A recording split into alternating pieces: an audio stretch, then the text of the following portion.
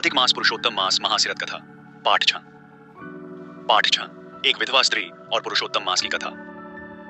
कथा का आरंभ पाठ 5 में हमने देखा कि किस प्रकार एक महापापी कालनेमी का भी उद्धार पुरुषोत्तम मास की कृपा से हुआ। अब पाठ 6 में हम एक ऐसी कथा सुनेंगे जो एक साधारण विधवा स्त्री के अटूट विश्वास और भक्ति की कहानी है। यह कथा हर उस स्त्री के हृदय को छू जाएगी जिसने जीवन में एकाकीपन और कष्ट का अनुभव। सुमित्रा आई नाम की एक विधवा स्त्री रहती थी। उसके पति का देहांत बहुत कम आयु में हो गया था। उसके कोई संतान नहीं थी, घर में कोई सहारा नहीं था। समाज ने उसे एकाकी छोड़ दिया था। कुछ लोग उसे अपशकुनी कहते थे, कुछ लोग उससे दूरी बनाकर रखते थे। त्योहारों पर जब सब स्त्रियां मिलकर उत्सव मनाती थीं, सुमित्रा अपने घर के एक कोने में बैठकर अश्रु बहाती थी। किंतु सुमित्रा के मन में एक बात थी जो कभी नहीं बुझी। वह थी वो भगवान विष्णु के प्रति उसकी अटूट आस्था। वह प्रतिदिन प्रातःकाल उठकर तुलसी को जल देती, भगवान का नाम जपती और कहती, प्रभु तुम हो तो मैं अकेली नहीं हूं। पड़ोसन का व्यंग्य। एक दिन सुमित्रा की पड़ोसन कमला ने उसे भगवान की पूजा करते देखकर व्यंग्य से कहा, सुमित्रा तुम इतनी पूजा करती हो, इतना भगवान का नाम जपती हो, फिर भी तुम्हारे जीवन में इतना कष्ट क्यों है? यदि भगवान होते तो क्या तुम्हें इतना दुख देते? सुमित्रा ने शांत भाव से उत्तर दिया, कमला मैं भगवान से सुख मांगने नहीं जाती। मैं उनके पास इसलिए जाती हूं क्योंकि वे मेरे हैं और मैं उनकी हूं। दुख और सुख तो आते जाते रहते हैं, किंतु भगवान का साथ कभी नहीं छूटता।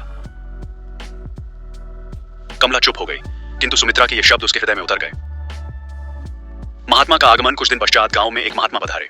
उन्होंने गांव में सत्संग किया और पुरुषोत्तम मास की महिमा का वर्णन किया। उन्होंने कहा, यह पावन मास शीघ्र ही आने वाला है। जो स्त्री इस मास में व्रत करती है, भगवान विष्णु का पूजन करती है, कथा सुनती है, उसके जीवन के सारे कष्ट दूर होते हैं। विधवा स्त्री के लिए यह मास विशेष फलदायी है। इस मास में की गई भक्ति उसके पति को भी मोक्ष दिलाती है। सुमित्रा यह सुनकर रो पड़ी। उसने सोचा, मेरे पति को मोक्ष मिले, इससे बड़ा पुण्य मेरे लिए क्या होगा। उसने उसी क्षण व्रत का संकल्प लिया। सुमित्रा का व्रत पुरुषोत्तम मास आया। सुमित्रा ने व्रत आरंभ किया। उसके पास संसाधन बहुत कम थे, किंतु उसकी भक्ति में कोई कमी नहीं थी। प्रतिदिन प्रातःकाल वह नदी पर जाती और स्नान करती। घर लौटकर भगवान विष्णु का पूजन करती। उसके पास महंगे फूल नहीं थे।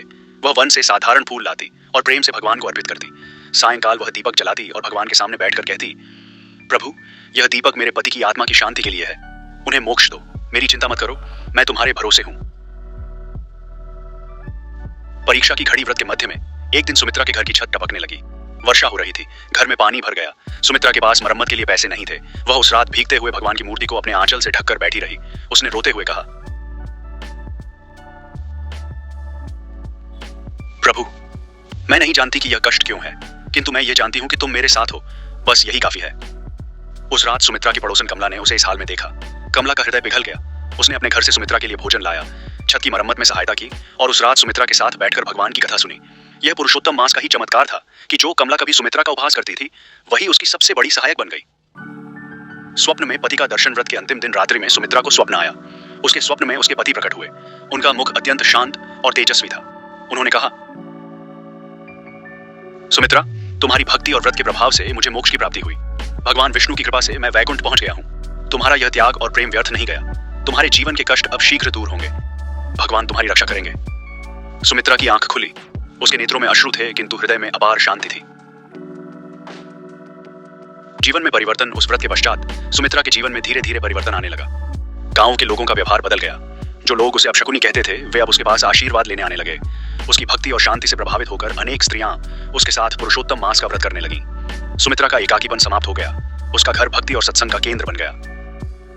इस पाठ का आध्यात्मिक संदेश। सुमित्रा की कथा हमें यह सिखाती है कि परे जीवन में एकाकीपन, कष्ट और अपमान ये सब तब असहनीय हो जाते हैं जब हम अकेले होते हैं, किंतु जब भगवान का साथ हो तो कोई भी कष्ट असहनीय नहीं रहता। सुमित्रा ने भगवान से कभी सुख नहीं मांगा, उसने केवल उनका साथ मांगा, और यही निस्वार्थ प्रेम सबसे बड़ी भक्ति है। पुरुषोत्तम मास हमें यह सिखाता है कि वाकई जब हम दूसरों के लिए प्रार्थना करते हैं तो भगवान हमारे लिए स्वयं प्रकट हो जाते हैं। इति पुरुषोत्तम महासिरत कथा पाठ 6 समाप्त।